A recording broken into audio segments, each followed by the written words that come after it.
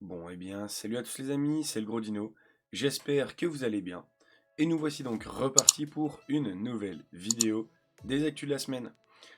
On va démarrer aujourd'hui avec l'actu que tout le monde a vu passer, j'espère. J'espère d'ailleurs que tout le monde a sa place. Je parle bien évidemment du championnat de France. Ça y est, les inscriptions sont disponibles. Je vous mettrai le lien d'ailleurs dans la description. Le championnat de France qui se déroulera donc à partir du vendredi 17 mai midi. Et il sera donc à Caen. Donc ma foi, euh, heureusement qu'on pensait que ça allait être dans le sud de la France, puisque apparemment pas du tout, hein. On est reparti dans le nord, hein. Donc ma foi, pourquoi pas. Personnellement, malheureusement, je ne pourrais pas m'y rendre, puisque j'ai déjà quelque chose de prévu à cette date-là. Mais je serai au championnat national suisse.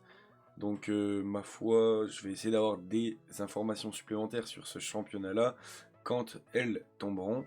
Mais pour ce qui est du championnat français, n'hésitez pas à prendre vos places. Je pense qu'il y en a déjà une bonne partie qui est partie aujourd'hui, puisque quand l'annonce est tombée, il y avait déjà, si je dis pas de bêtises, plus de 3 quarts d'heure de file d'attente. J'ai certains potes qui ont pris leur place et qui ont attendu bien assez. C'est tout donc pour cette première actu. Allez les amis, maintenant je vous propose d'enchaîner avec du support qui sortira donc dans le Duelist Pack. C'est un pack qui sort en OCG le 25 mai, donc je pense qu'en TCG on l'aura pas tout de suite, on va pas se mentir. Du support qui était annoncé pour le deck Farstar. Ma foi, moi je suis assez chaud puisque j'ai notamment deux potes qui jouent le deck. Personnellement, j'ai également le deck, donc je suis assez content que ce genre de support arrive. Ils auront donc droit à un nouveau monstre, deux nouvelles liens, ainsi qu'une fusion et deux pièges. A voir si le support sera suffisamment consistant pour redonner un second souffle à ce deck. Ma foi, vous pouvez mettre pause à n'importe quel moment pour prendre le temps de lire les cartes qui sont donc affichées au fur et à mesure que l'on parle. Mais j'espère vraiment que ça donnera un coup de fouet au deck.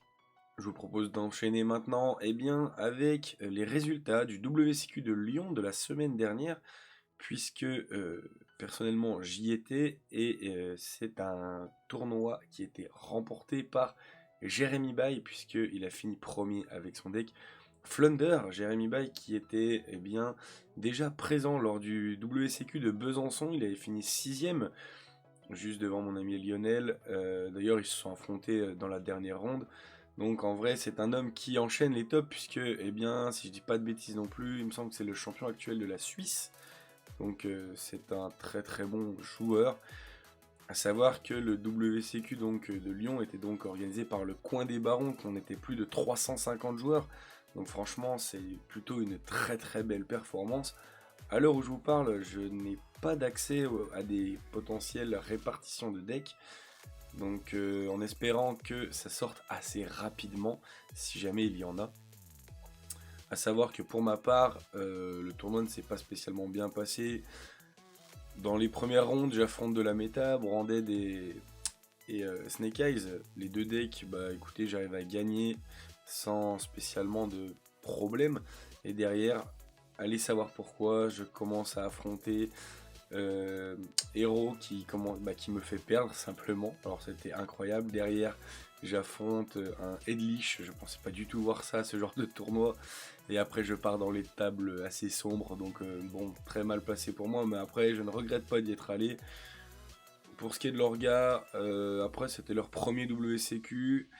On peut pas spécialement trop leur en vouloir, même si il y avait pas mal de retard, on était assez serré.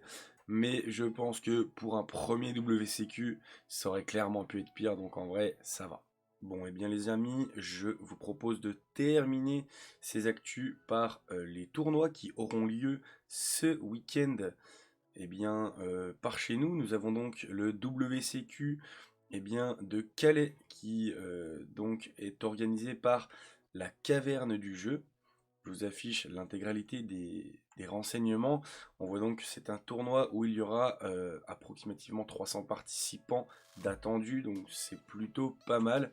Et vous aurez également pour dimanche ce coup-ci le tournoi de Mulhouse qui là lui est organisé par Ordiland Fantastic où il y aura donc 500 joueurs d'attendus. Honnêtement c'est waouh, incroyable, c'est vraiment un gros tournoi.